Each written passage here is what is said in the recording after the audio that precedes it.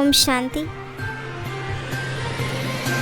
ನೀವು ಒಬ್ಬ ತಂದೆ ಆದೇಶದಂತೆ ನಡೆಯುತ್ತಾ ಹೋಗಿ, ಆಗ ತಂದೆಯು ನಿಮ್ಮ ಜವಾಬ್ದಾರರಾಗಿರುತ್ತಾರೆ. ತಂದೆ ಆದೇಶವಾಗಿದೆ, ನಡೆಯುತ್ತಾ ತಿರುಗಾಡುತ್ತಾ ನನ್ನನ್ನು ನೆನಪು ಮಾಡಿ. ಒಳ್ಳೆಯ ಗುಣವಂತ ಮಕ್ಕಳ ಮುಖ್ಯ ಲಕ್ಷಣಗಳು: ಅವರು ಮುಳ್ಳುಗಳಿಂದ ಹೂಗಳನ್ನಾಗಿ ಮಾಡುವ ಒಳ್ಳೆಯ ಸೇವೆ ಮಾಡುತ್ತಾರೆ, ಯಾರಿಗೂ ಮುಳ್ಳನ್ನು ಚುಚ್ಚುವುದಿಲ್ಲ, ಎಂದು ಪರಸ್ಪರ ಜಗಳವಾಡುವುದಿಲ್ಲ. ಮಕ್ಕಳೇ, ಸದಾ ನಿಮಗೆ ಶಿವತಂದೆ ಇವರ ಮೂಲಕ ಆದೇಶ ನೀಡುತ್ತಾರೆ ಎಂದು ತಿಳಿಯಿರಿ, ಆದ್ದರಿಂದ ದೋಣಿಯು ಪಾರಾಗುತ್ತದೆ. ಒಂದು ವೇಳೆ ಮನುಷ್ಯ ಮತವೆಂದು ತಿಳಿಯುತ್ತೀರೆಂದರೆ ಗೊಂದಲಕ್ಕೊಳಗಾಗುವಿರಿ. ಯಾರು ಬಹಳ ಚೆನ್ನಾಗಿ ನೆನಪು ಮಾಡುವರೋ ಅವರೇ ಆದೇಶದಂತೆ ನಡೆಯುತ್ತಾರೆ. ಹೆಜ್ಜೆ ಹೆಜ್ಜೆಯಲ್ಲಿ ಈಶ್ವರನ ಆದೇಶವೆಂದು ತಿಳಿದು ನಡೆಯುತ್ತೀರೆಂದರೆ ಎಂದೂ ನಷ್ಟವಾಗುವುದಿಲ್ಲ, ನಿಶ್ಚಯದಲ್ಲಿಯೇ ವಿಜಯವಿದೆ. ಸ್ವಲ್ಪ ಜ್ಞಾನವಿದ್ದರೆ ಸಾಕು, ದೇಹಾಭಿಮಾನವು ಬಂದು ಬಿಡುತ್ತದೆ. ಯೋಗವು ಬಹಳ ಕಡಿಮೆ ಇದೆ, ಈ ವಿದ್ಯೆಯು ಬಹಳ ಸಹಜವಾಗಿದೆ, ಆದರೆ ಯೋಗದಲ್ಲಿ ಪರಿಶ್ರಮವಿದೆ.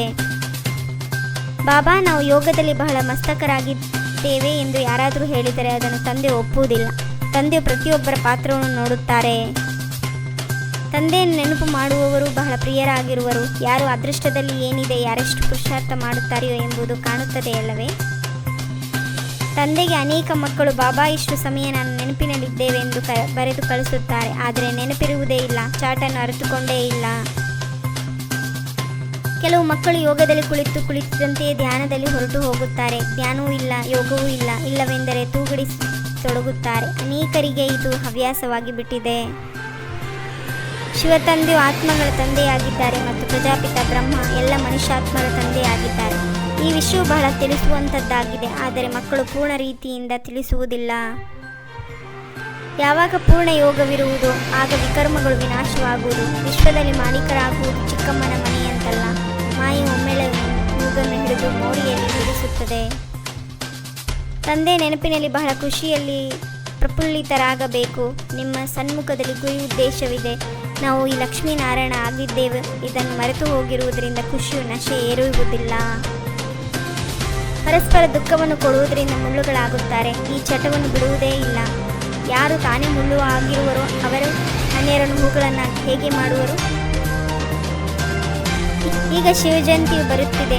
ನೀವು ಹೆಚ್ಚಿನ ಪ್ರದರ್ಶನಗಳನ್ನು ಇಡುತ್ತಾ ಹೋಗಿ. ತಿಳಿಸಿ, 1 ಸೆಕೆಂಡ್ನಲ್ಲಿ ಸ್ವರ್ಗವಾಸಿಗಳಾಗಿ ಅಥವಾ ಪತಿತ ಭ್ರಷ್ಟಾಚಾರಿಗಳಿಂದ ಶ್ರೇಷ್ಠಾಚಾರಿಗಳಾಗಿ. ವಾಸ್ತವದಲ್ಲಿ ನೀವು ಶಾಸ್ತ್ರಗಳ ಮೇಲೆ ವಾದ ವಿವಾದ ಮಾಡುವ ಅವಶ್ಯಕತೆ ಇಲ್ಲ. ಮೂಲ ಮಾತು ನೆನಪಿದ್ದಾಗಿದೆ ಮತ್ತು ಸೃಷ್ಟಿ ಆದಿ ಮಧ್ಯ ಅಂತೂ ತಿಳಿಯಬೇಕು. ಚಕ್ರವರ್ತಿ ರಾಜರಾಗಬೇಕು. ಈ ಜ್ಞಾನ ನಿಮಗೆ ಈಗ ಸಿಗುತ್ತದೆ. ಈ ವಿದ್ಯೆಯಿಂದ ಎಷ್ಟು ಸಂಪಾದನೆಯಾಗುತ್ತದೆ, ಅದಕ್ಕಾಗಿ ಖುಷಿಯಲ್ಲಿರಬೇಕಲ್ಲವೇ?